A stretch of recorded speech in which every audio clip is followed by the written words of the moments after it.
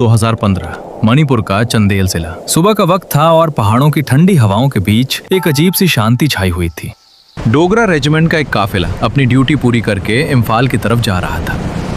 ट्रकों के अंदर का माहौल एकदम सुकून भरा था। कोई गुनगुना रहा था तो कोई आपस में हंसी मजाक कर रहा था। पूरे 2 साल की थका देने वाली ड्यूटी के बाद घर लौटने की जो खुशी होती है वो हर जवान की आंखों में साफ चमक रही थी। पहाड़ों की उस ठंडी हवा ने उन्हें इस कदर मोहित कर दिया था कि वे अपने आसपास छिपे उस खौफनाक खतरे से पूरी तरह अनजान थे। उस घने जंगल के पेड़ों और झाड़ियों की आड़ में NSCN के खूंखार आतंकी घात लगाए बैठे थे। उनकी उंगलियां रॉकेट लॉन्चर और AK-47 के ट्रिगर पर थीं और उनकी नजरें हमारे बेखबर जवानों पर। काफिले की सबसे आगे वाली गाड़ी जैसे ही पहाड़ के एक अंधे मोड़ से गुजरती है, एक कान फाड़ देने वाला धमाके के साथ गाड़ी खिलौने की तरह हवा में उछल जाती है। उन्होंने सड़क के नीचे पहले से IED बॉम्ब बिछा रखा था जो अब फट चुका था। चंद सेकंड्स के अंदर जन्नत सा दिखने वाला वो हरा भरा जंगल बारूद और आग के काले धुएं से घिरकर किसी सुलगते हुए नर्क में बदल जाता है। धमाके से हमारे शूरवीर अभी संभल भी नहीं पाते कि ऊंचाई पर बैठे वो आतंकी उन पर ऊपर से रॉकेट लॉन्चर और मशीन गनों से अंधाधुंध गोलियों की झड़ी लगा देते। ये सब इतनी तेजी से हुआ कि जब तक हमारे फौजी अपनी बंदूकों का सेफ्टी कैच खोलकर जवाबी फायरिंग की पोजीशन लेते, तब तक वो आतंकी पूरे काफिले को खून और आग में नहलाकर उसी घने जंगल में भूतों की तरह गायब हो चुके थे। उस मनहूस पल में सिर्फ एक ही झटके के अंदर भारत माँ ने अपने 18 वीर सपूतों को हमेशा के लिए खो दिया और 15 जांबाज जवान खून से लथपथ होकर बुरी तरह घायल हो गए। जब ये खौफनाक खबर हेडक्वार्टर पहुंची तो पूरी भारतीय फौज के सीने में आक्रोश का ज्वालामुखी फट पड़ा। ये कोई आम गुस्सा नहीं था, ये बदले की वो आग थी जो अब आतंकियों को नर्क तक पहुंचाकर ही शांत होने वाली थी।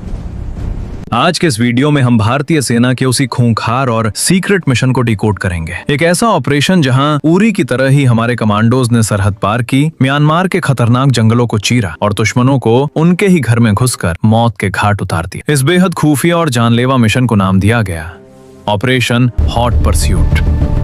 5 जून 2015 नई दिल्ली। 18 शहादतों की खबर ने दिल्ली के सत्ता के गलियारों में सन्नाटा ला दिया था। हालात की गंभीरता को देखते हुए प्रधानमंत्री नरेंद्र मोदी ने बिना एक पल गवाए एक top secret high level meeting बुलाई। इस मीटिंग में शामिल थे रक्षा मंत्री मनोहर पर्रिकर, गृह मंत्री राजनाथ सिंह के साथ साथ 2 वो चेहरे मौजूद थे जिनकी रणनीति दुश्मनों की रूह कपा देती है, NSA अजीत डोभाल और आर्मी चीफ दलबीर सिंह सुहाग।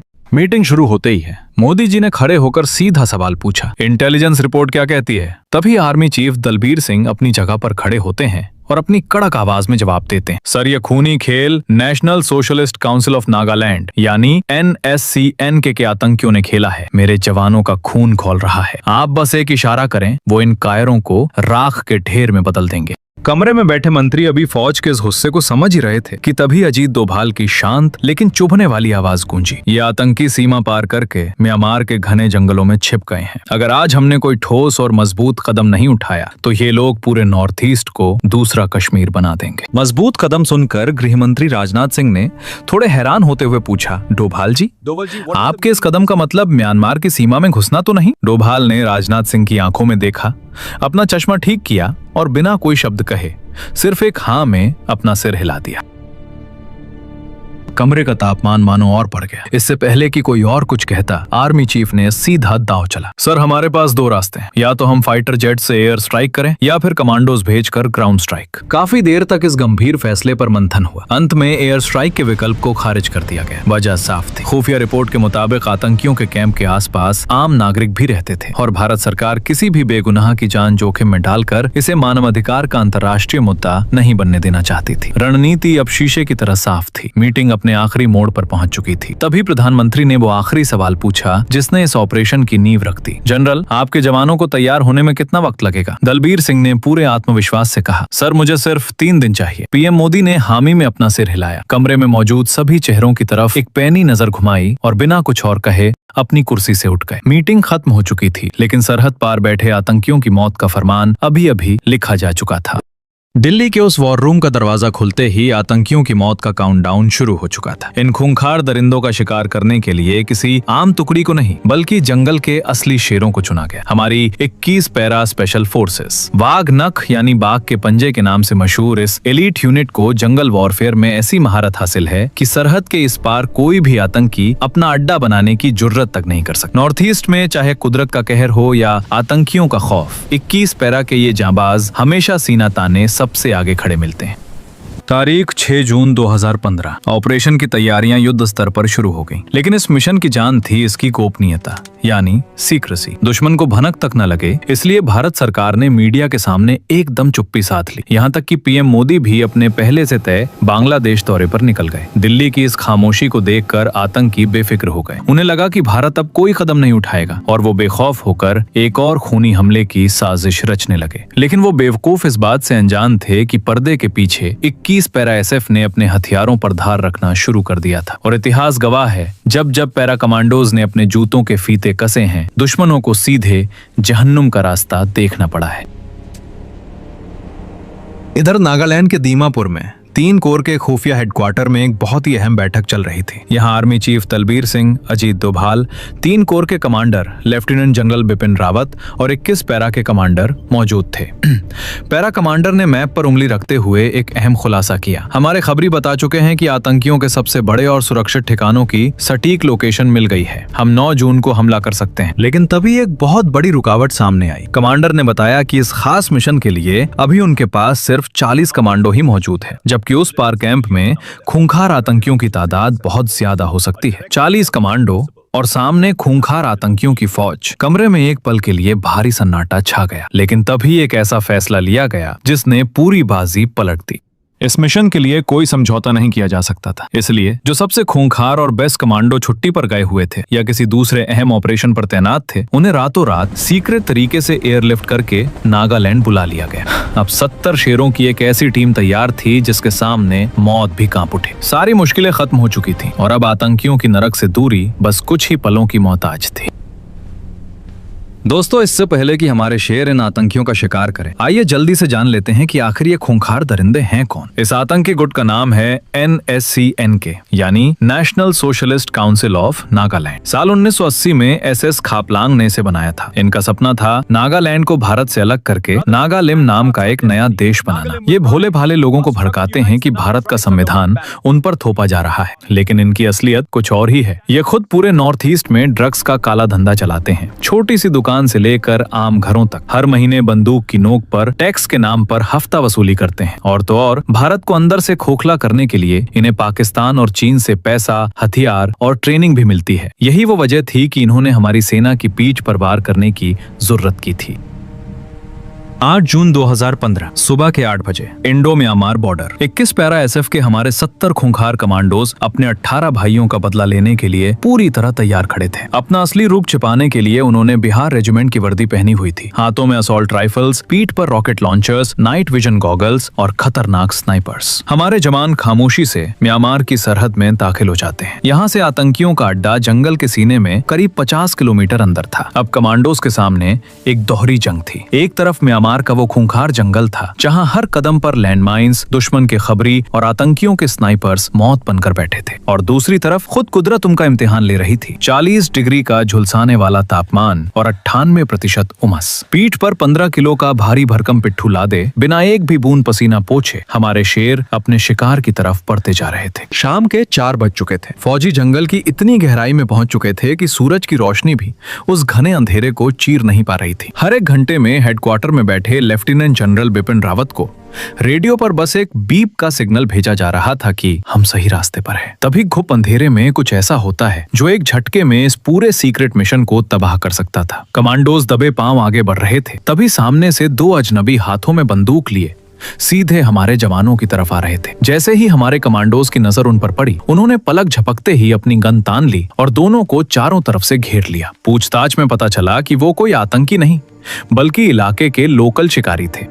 वो कोई रिस्क नहीं ले सकते थे। अगर इन्हें छोड़ दिया तो ये आतंकियों को खबर कर सकते थे, लेकिन बेगुनाहों को मारना भारतीय सेना के उसूलों के खिलाफ है। इसलिए कमांडर ने बड़ा फैसला लिया और मिशन पूरा होने तक उन दोनों शिकारियों को बंधक बनाकर अपने साथ ही आगे ले जाने का ऑर्डर दिया। रात के 8 बज चुके थे। थकान, गर्मी और खौफनाक जंगल को चीरते हुए हमारे कमांडोज 500 एकड़ में फैले जंगल में आतंकियों के सबसे बड़े अड्डे के ठीक बाहर पहुंच चुके थे। अब शुरू होने वाला था सब्र का वो खतरनाक खेल, जिसमें इन 70 शेरों को अगले कई घंटों तक इसी मौत के कुएं में बिना हिले डुले घात लगाकर बैठना था। कमांडर ने तुरंत पूरी टीम को 2 हिस्सों में बांट दिया। एक टुकड़ी सीधे कैंप के अंदर घुसकर तबाही मचाएगी और दूसरी टुकड़ी पूरे कैंप को बाहर से घेर लेगी, ताकि एक भी आतंकी जिंदा बचकर भाग ना पाए। नाइट विजन दूरबीन से कमांडोज ने आतंकियों की गिनती शुरू की। वो कैंप एक छोटी सी पहाड़ी के ऊपर था, जिसे 10 ऊंचे वॉच टावर्स ने घेर रखा था और हर टावर पर स्नाइपर्स तैनात थे। अंदर लकड़ी के दर्जनों छोटे छोटे घर थे और इतना बारूद जमा था जो 70 कमांडोज पर भारी पड़ सकता था। उस रात कैंप में आतंकी हमारे फौजियों को मारने का जश्न मना रहे थे, इस बात से बिल्कुल अनजान कि बाहर साक्षात काल ने उन्हें चारों तरफ से जकड़ लिया है।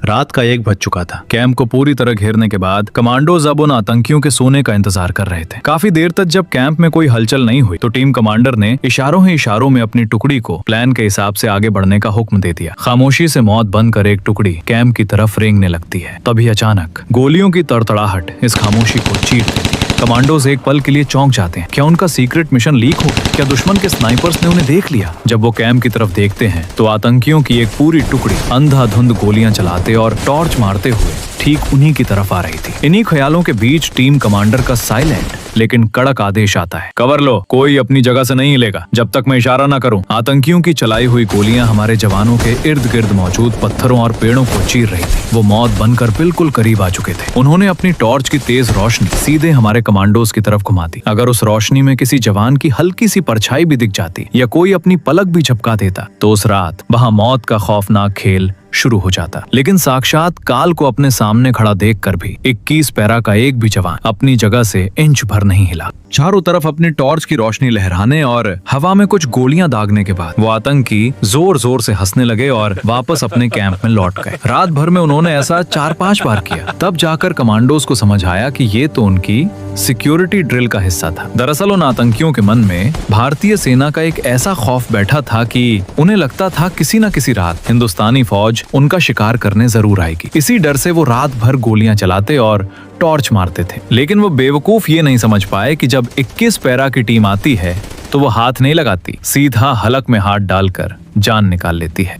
सुबह के 5 बज चुके थे। सूरज की पहली किरण के साथ ही आतंकियों की ड्रिल खत्म हो गई और वो पूरी तसल्ली से बेफिक्र होकर सो रहे थे। लेकिन शेर की यही तो खासियत है, वो तब झपटता है जब शिकार सबसे कम चौकन्ना हो। टीम कमांडर ने इशारा किया और सभी 70 कमांडोज ने कैंप से महज 50 मीटर की दूरी पर अपनी पोजीशन ले ली। कमांडर की उंगलियों ने 3 तक की गिनती गिनी और गिनती खत्म होते ही म्यांमार का वो जंगल धमाकों से दहल उठा। एक साथ 10 रॉकेट लॉन्चर्स ने आतंकियों के कैंप पर आग की बारिश कर दी। उधर हमारे स्नाइपर्स ने वॉच टावर पर बैठे आतंकियों को परिंदों की तरह नीचे गिरा दिया।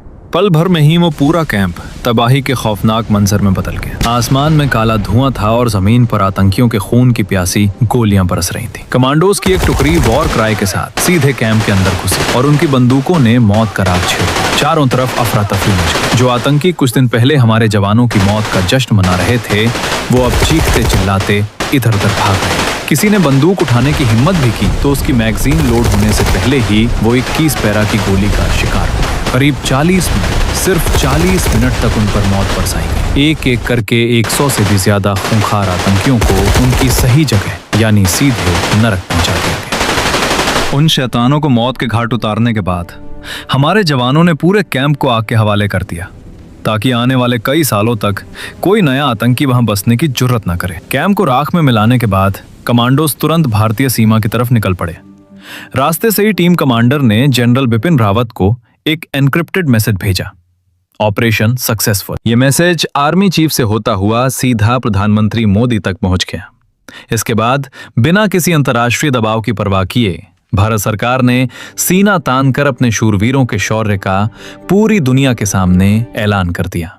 मेजर जनरल रणबीर सिंह ने प्रेस कॉन्फ्रेंस करके साफ संदेश दे दिया कि नया भारत घर में घुसकर मारता है। इधर पूरा देश जश्न मना रहा था और देश के गौरव की रक्षा करने के बाद हमारे वो 70 कमांडोज बिना किसी घमंड के अगले दिन फिर से अपनी नॉर्मल ड्यूटी पर लौट आए। दोस्तों, कुछ इस तरह हमारी भारतीय सेना ने अपने शूरवीर साथियों का खौफनाक बदला लिया था और आगे भी लेती रहेगी। अगर हमारे फौजियों की इस वीरता ने आपका भी सीना गर्व से चौड़ा कर दिया है तो इस वीडियो को लाइक और चैनल को सब्सक्राइब जरूर कीजिएगा। जय हिंद, वंदे मातरम। हमारे YouTube चैनल अशु मंगात को सब्सक्राइब करना मत भूलना, प्यार देना और Facebook पर फॉलो करना अशु अपना पेज 22।